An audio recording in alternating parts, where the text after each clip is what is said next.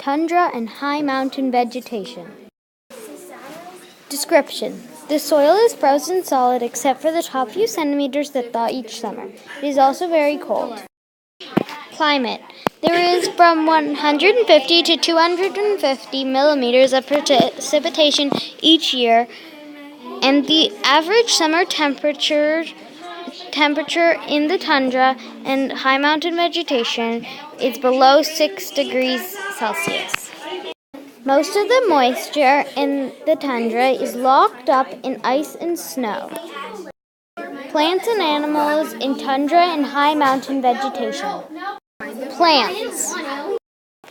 Some plants that live in tundras and high mountain vegetation are mosses, lichen, grasses, and wildflowers. There are a lot more, and so much there are too many to name.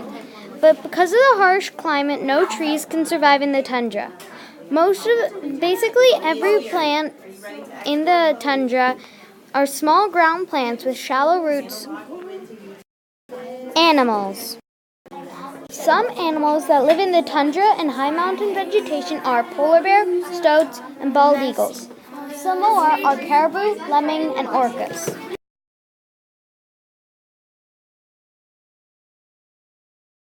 Thanks for watching.